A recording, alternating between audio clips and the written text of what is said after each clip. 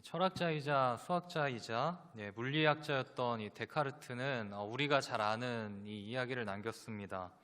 나는 생각한다, 고로 나는 존재한다. 이 데카르트라는 사람은 이 세상의 모든 것들을 다 의심해 봐야 된다고 생각을 했습니다.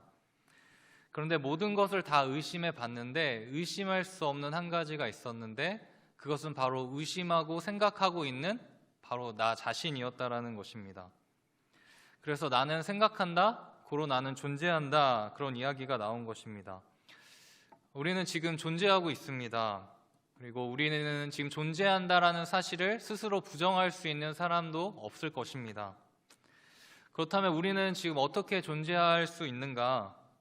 우리는 갑자기 아래서 나오거나 땅에서 솟아오르지 않았습니다. 그것은 신화에서나 등장하는 이야기죠. 이 땅에 사는 인간은 어느 누구나 다 어머니의 뱃속으로부터 나왔습니다. 그리고 우리는 어머니의 뱃속으로부터 나올 때 아무것도 가지고 나오지 않았습니다. 우리는 그저 어두운 뱃속에서 처음 새롭게 보게 되는 이 빛, 그리고 낯선 환경 앞에서 울면서 이 세상을 시작했습니다. 이 세상을 보면 불공평해 보이기도 하지만 적어도 인생의 시작과 마지막은 지극히 공평합니다. 왕족으로 태어나든 거지로 태어나든 모두 다 아무것도 손에 가지고 태어나지 않았고 아무것도 손에 가지고 돌아가지 않습니다. 그래서 욥도 이런 고백을 하죠. 내가 모태에서 알몸으로 나왔사온즉 알몸이 그리로 돌아가올지라 주시니도 여호와시고 취하시니도 여호와시다, 이렇게 고백을 합니다. 욥은 자신에 있는 재산이든 자녀든 건강이든 그 모든 것들이 자신에게로부터 나온 것이 아니라 하나님께로부터 나왔다라는 고백을 한 것입니다. 우리는 이 세상을 살아가면서 많은 것들과 관계 맺고 소유하면서 살아갑니다. 가족과 관계 맺고 사랑하는 사람과 관계를 맺고 친구와 관계를 맺습니다. 스마트폰을 소유하고 노트북을 소유하고 자동차를 소유합니다. 그래서 우리는 그런 것들로부터 자신과 관계 맺어서 자신을 소개하기도 하고 자신을 정의하고 설명하기도 합니다. 저는 연봉이 1억입니다.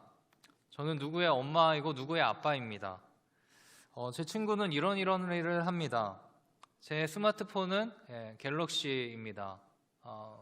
제 스마트폰은 아이폰입니다. 아이폰 유저입니다. 노트북은 삼성이고 혹은 맥을 씁니다. LG 그램입니다. 저는 숭인도행에 있는 어떤 아파트에 살고 있습니다. 이 세상을 살아갈수록 알아갈수록 이해할수록 무엇과 관계 맺느냐 또 무엇을 소유하느냐는 매우 중요해 보입니다. 더 많은 돈을 소유하고 더 힘 있는 사람들과 관계를 맺고 더 좋은 차와 집을 소유할수록 이 세상에서 누릴 수 있는 풍요는 더욱 큽니다. 그래서 많은 사람들이 무엇을 소유할 것인가, 무엇과 관계 맺을 것인가에 대한 큰 관심을 가지고 살아갑니다. 그렇게 이 세상을 바쁘게 달려가다 보니까 그런데 정작 중요한 가치들을 잊어버리며 살아가기도 합니다. 우연하게 이 유튜브 영상에 마음을 울리는 한 영상을 연설하는 영상을 보았습니다. 1992년도 유엔에서 12살 세번 스즈키라는 이 아이의 한 연설이었습니다. 이 아이는 그 자리에 참석하기 위해서 모금을 했고 8,000km나 넘은 거리를 날아왔다고 했습니다. 그 아이가 그 자리에 선 이유는 모든 어른들에게 하는 이야기였습니다. 모든 어른들이 사고하는 방식을 바꿔야 된다고 말하기 위해서였습니다. 잠시 이 아이의 말을 인용하면, 저는 세계 곳곳에 기아에 시달리는 어린이들을 위해 대변하기 위해 서 있습니다. 저는 다음 세대를 위해 이 자리에 서 있습니다. 저는 미래를 지키기 위해 서 있습니다. 미래를 지킨다는 것은 선거에서 지는 것과 다른 일입니다. 미래를 잇는 것은 주가가 떨어지는 것과 다른 것입니다. 여기서 선거에서 진다는 표현은 권력을 이야기한다라고 볼 수 있고 주가가 떨어진다는 것은 물질의 소유를 이야기한다라고도 말할 수 있을 것입니다. 이 아이의 시선에는 세상을 이끌어가는 어른들이 오직 돈만을 위해서, 오직 권력만을 위해서 이 세상을 살아가고 있고, 이미 어른들은 많은 것들을 이미 소유했음에도 불구하고 여전히 탐욕으로 말미암아 이 세상을 다음 세대들에게 더 살기 어려운 환경을 물려준다라고 말하는 것입니다. 그러면서 이야기합니다. 자연은 파괴가 되었고 생명체들은 고통을 당하고 있습니다.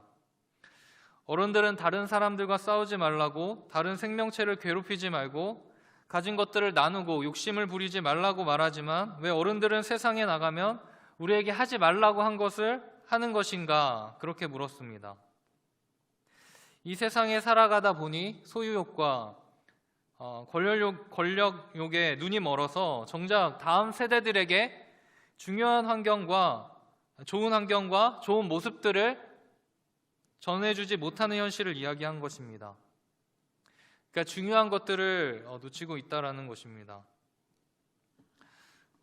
그리고 저는 이제 그 어른들은 몰라요라는 이 동요의 가사를 이제 한번 찾아보게 되었는데요. 우리가 무엇을 좋아하는지 어른은 몰라요. 이 노래 혹시 아세요? 우리 다 같이 한번 불러볼까요? 네, 그냥 읽겠습니다. 네. 우리가 무엇을 좋아하는지 어른들은 몰라요. 우리가 무엇을 갖고 싶어 하는지 어른들은 몰라요. 장난감만 사주면 그만인가요? 예쁜 옷만 입혀주면 그만인가요? 어른들은 몰라요. 아무것도 몰라요. 마음이 아파서 그러는 건데 어른들은 몰라요. 아무것도 몰라요. 알약이나 물약이 소용있나요? 언제나 혼자이고 외로운 우리들을 따뜻하게 감싸주세요. 사랑해주세요. 저도 이제 어렸을 때 노래방을 가면 이 노래를 이제 매번 불렀던 기억이 납니다. 왜 어른들은 나의 마음을 몰라주는 것인가, 그렇게 어렸을 때 많이 불렀습니다. 돈으로 아이들에게 장난감은 사줄 수 있는데 사랑을 줄 수는 없죠. 약으로 당장에 병을 치료해 줄 수 있지만 내면의 그 상처를 치료해 줄 수는 없는 것입니다. 아이들에게 진짜 필요한 것은 사랑입니다. 그러니까 다음 세대들을 사랑해 달라는 것입니다. 자기 소유와 힘에 눈이 멀어서 다음 세대들에게 그런 환경을 물려주지 말라는 것입니다. 그것은 사랑을 주는 것이 아니라 탐욕의 욕심의 열매를 물려주는 것이다 라는 것입니다. 우리는 이 어린아이의 호소에 귀를 기울일 필요가 있습니다. 우리는 무엇을 그렇게 붙잡고 살아가고 계십니까?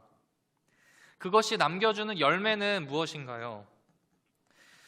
우리는 믿음의 여정을 가면서 무엇을 그렇게 붙잡고 있습니까? 오늘 우리가 이 말씀 앞에 서기를 원하는 것입니다.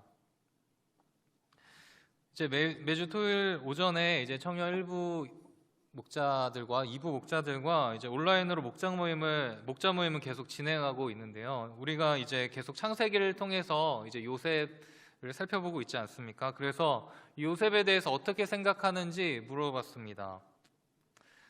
그러니까 대부분 이 요셉이 굉장히 호감이었습니다. 일단 굉장히 잘생겼고 믿음도 굉장히 좋고, 그리고 어떤 분은 이제 30살에 총리가 되었으니까 성공한 인생 아니냐, 뭐 이렇게도 이야기를 했습니다. 물론 이것은 핵심은 아니지만 그런 성경에 보면 그런 매력적인 인물들이 많이 있지 않습니까? 오늘 우리가 살펴보는 중심적인 인물은 야곱인데, 야곱에겐 또 어떤 매력이 있었습니까?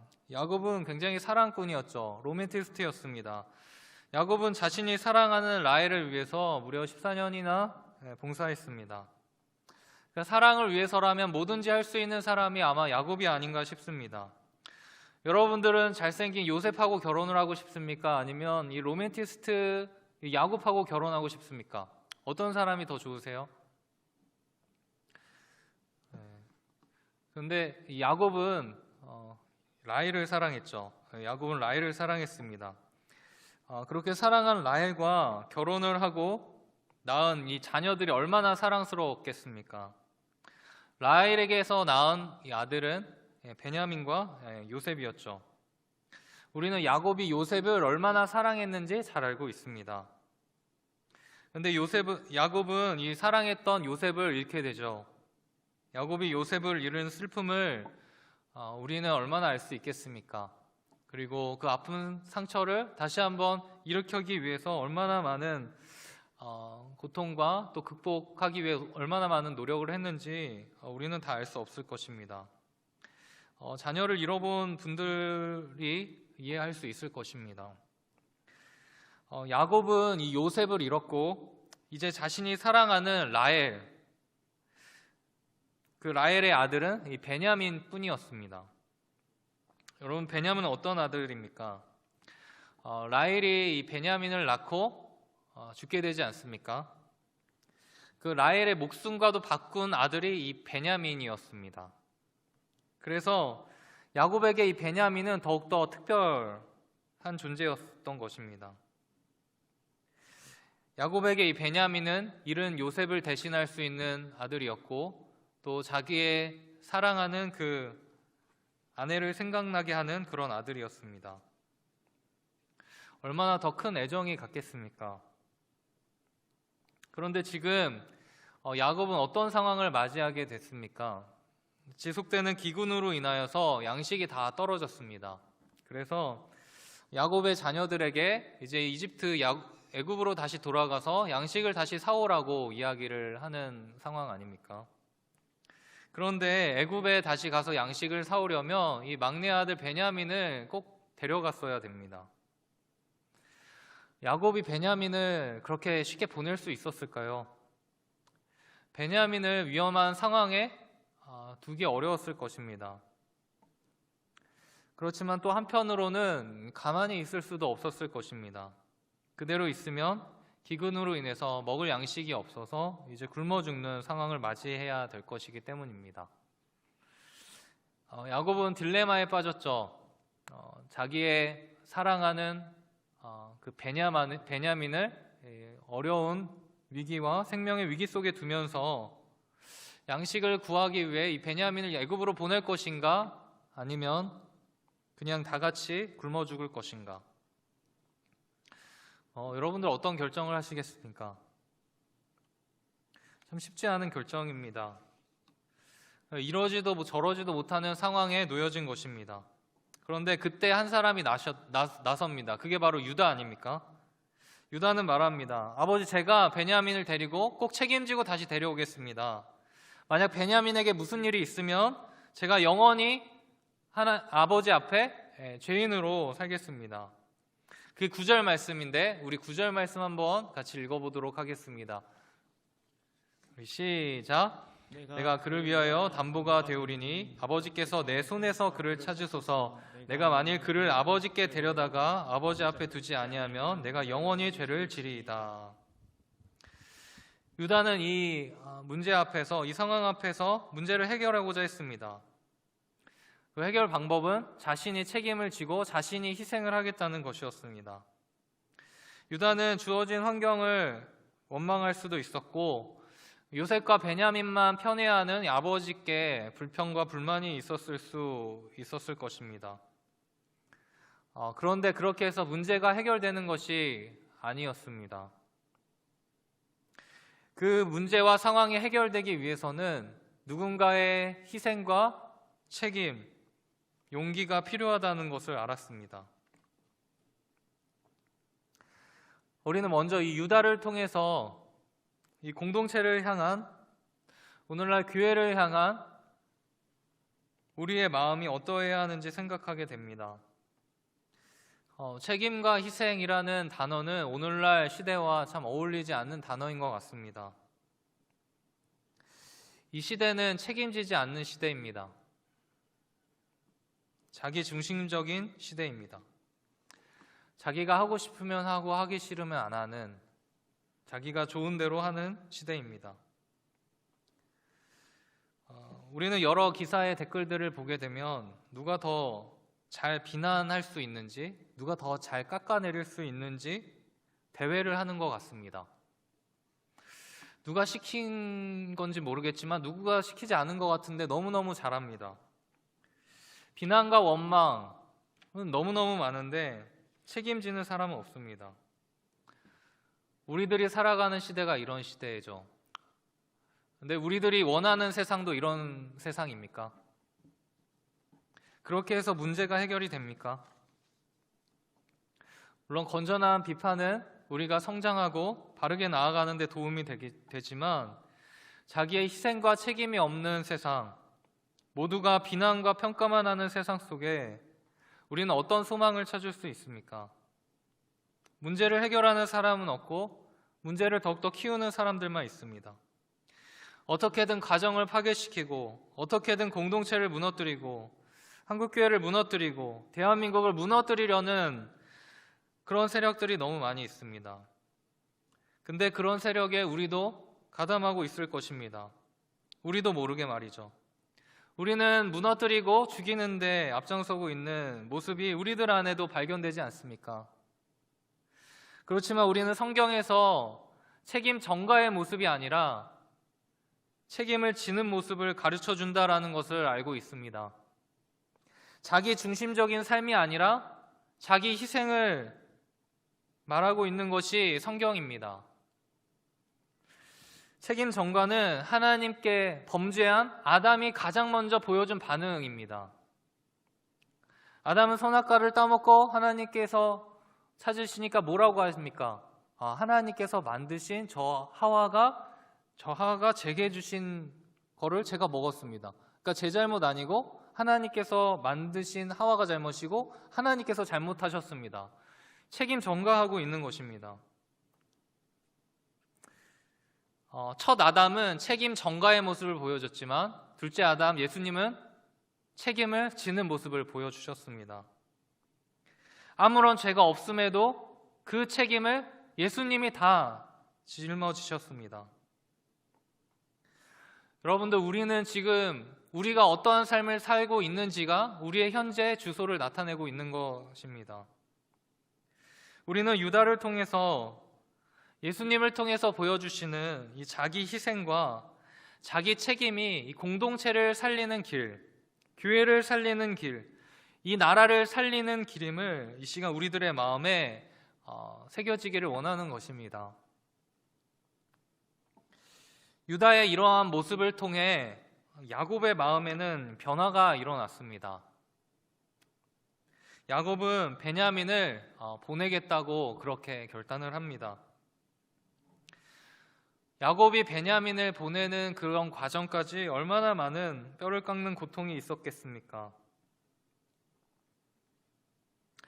그러나 야곱은 자신의 특별한 소유와도 같은 이 베냐민을 보냅니다.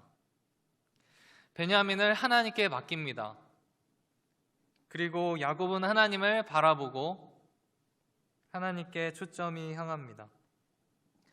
전능하신 하나님을 바라보게 되는 것입니다. 하나님의 자녀들을 인도해 주십시오.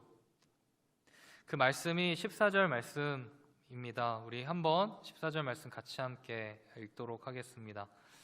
시작. 전능하신 하나님께서 그 사람 앞에서 너에게 은혜를 베푸사 그 사람으로 너희 다른 형제와 베냐민을 돌려보내게 하시기를 원하노라. 내가 자식을 잃게 되면 이르리로다.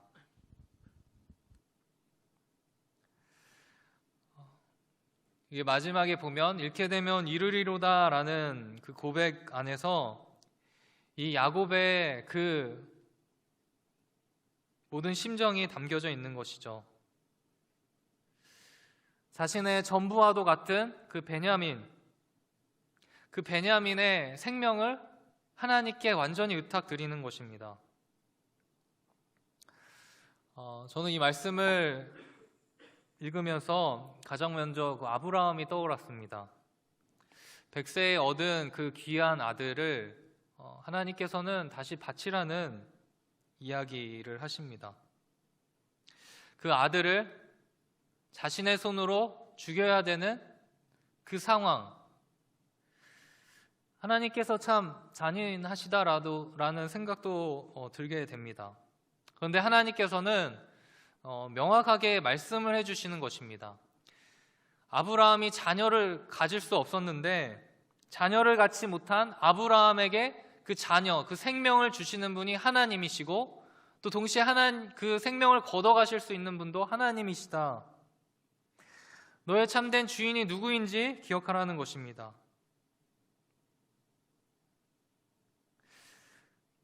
이런 설명할 수 없는 상황 속에서 여러 메시지들이 있겠지만 그 가운데 하나는 이 생명의 주권자, 이 모든 것을 주관하시는 분이 하나님이시고 하나님께로부터 와서 하나님께로 다시 돌아간다라는 중요한 말씀을 주시는 것입니다.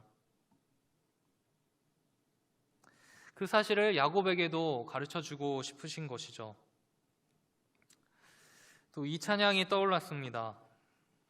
너의 삶의 참주인, 너를 이끄시는 주 하나님, 그 손에 너의 삶을 드린다. 모세의 어머니 요게벳의 그 심정을 담은 찬양 아닙니까? 모두 다 죽어야 되는, 아이들이 죽어야 되는 그 생명의 위기 속에 강물에 그 자녀를 떠내보낼 수밖에 없었던 이 요게벳.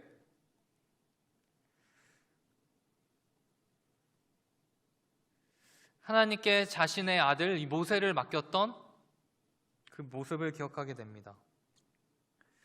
얼마나 이 아이가 사랑스러웠겠습니까? 그런데 그 아들을 어떻게 보낼 수 있었을까요? 강물에 띄어서 보낼 수 있었을까요? 요게벳은 참된 주인이신 하나님께 그 모세를 완전히 맡겨드린 것입니다. 그리고 요게벳은 참된 주인이 하나님이심을 고백하는 것이죠. 우리는 우리가 움켜쥐고 있는 것을 내려놓아야 하는 상황이 올 때가 있습니다. 우리는 그때 우리의 인생의 주인이 우리가 아님을 알고 참된 주인이신 하나님께 시선이 향하게 됩니다. 우리는 그때 우리가 이 세상에 알몸으로 왔다가 아무것도 가지고 갈 수 없는 알몸으로 끝난다라는 존재임을 깨닫게 됩니다. 우리는 그때 우리가 움켜쥐고 있었던 것이 우리의 것이 아님을 알게 됩니다. 우리가 움켜쥔 것을 내려놓기 전까지는 그 움켜쥐고 있는 그것이 우리의 진짜 실제적인 주인이 되죠. 우리가 움켜쥐고 있는 그것이 마치 우리의 영혼을 구원할 것처럼 여깁니다. 그리고 그것에 눈이 완전히 가려져서 참된 하나님을 바라보지 못하게 됩니다. 그러나 우리가 움켜쥐고 있는 그것을 온전히 하나님 앞에 드릴 때, 그것을 온전히 하나님 앞에 맡길 때 우리는 하나님의 일하심을 보게 될 것이고, 우리는 이 세상에 소유할 때 주는 잠시의 기쁨과 평안이 아니라 영원한 하나님으로부터 오는 기쁨과 영원한 행복을 누리게 될 것입니다. 저는 예수님을 믿고 이 길을 가면서 참 많은 것들을 잃었습니다. 네, 그리고 또 잃어가고 있고 또 앞으로도 잃어갈 것입니다. 그런데 말씀을 준비하면서 내가 잃어가는 것이 아니라는 것을 생각하게 되었습니다. 하나님께서 나에게 주신 거를 하나님께서 언제든지 걷어가실 수 있는 분이시구나. 예수님을 믿고 따라가면서 많은 사람들도 알게 해주셨고 붙여주셨고 내가 누릴 수 없는 것들을 누리게 해주셨고 세워주셨고, 그렇지만 그건 역시 하나님께서 이 세상에 살 때 잠깐 허락해 주신 것이구나. 그리고 언제든지 하나님께서 걷어가실 수 있는 것이구나. 그 안에서 다만 유일하게 남는 분이 계십니다. 그분이 바로 하나님이시죠. 예수님이십니다. 그리고 내가 어디서부터 왔고 어디로부터 가는지 아무것도 가지고 오지 않았고 아무것도 가지고 가지 않는 존재임을 더 분명하게 깨닫게 되는 것이죠. 다만 몇십 년 살잖아요. 우리 다 인생의 2분의 1 사신 분도 있고 3분의 1도 사셨을 텐데 지금 붙잡고 있는 건 영원하지 않습니다.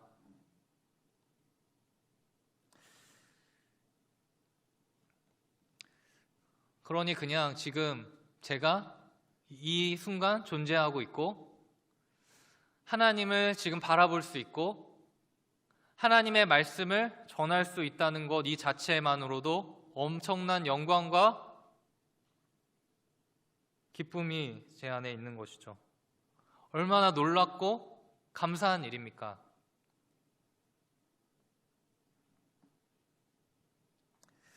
우리가 살아가면서 실망하고 낙담할 때가 있죠. 그것은 우리의 소유로 인해서 혹은 우리가 깊은 관계를 맺고 있는 그것으로부터 우리가 무엇인가를 찾으려고 하기 때문입니다. 관계로 인한 상처들, 내가 믿어왔던 건강, 물질들, 모든 것 말입니다.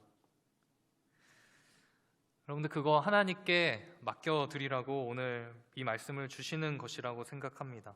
그리고 인생의 참된 주인이신 하나님을 바라보라고 이 말씀을 주시는 것입니다. 하나님께 정말 맡겨드려 보십시오. 평안합니다.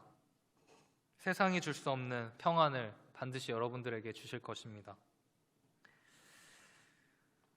하나님의 임재연습이라는 책을 우리는 몇 번씩 보셨을 겁니다. 이 로렌스 형제 이야기를 하면서 말씀을 마치겠습니다.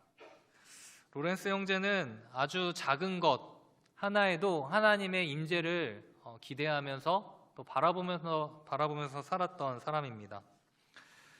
계란 후라이를 뒤집을 때도 말입니다. 계란 후라이 뒤집을 때 여러분들 하나님을 생각하십시오. 그런 로렌스 형제가 하나님을 너무나 신실하게 믿고 너무 하나님을 사랑하는 게 주변 사람들한테 다 퍼졌습니다. 그리고 이 로렌스 형제가 있었던 이 수도원에 그래서 이 로렌스 형제를 시험하기 위해서 진정성을 시험했는데 수도원에서 로렌스 형제를 내보내려고 한다. 이런 소문들이 막 퍼지기 시작했습니다. 그리고 그것을 로렌스 형제가 들었습니다. 그러자 그때 로렌스 형제가 대답을 합니다. 저는 하나님의 손안에 있습니다. 그러니 하나님께서 기쁘신 뜻대로 행하실 것입니다. 여기서 제가 하나님을 섬기지 못한다면 다른 곳에서 하나님을 섬길 것입니다. 저는 이 이야기를 듣는데 뭐지?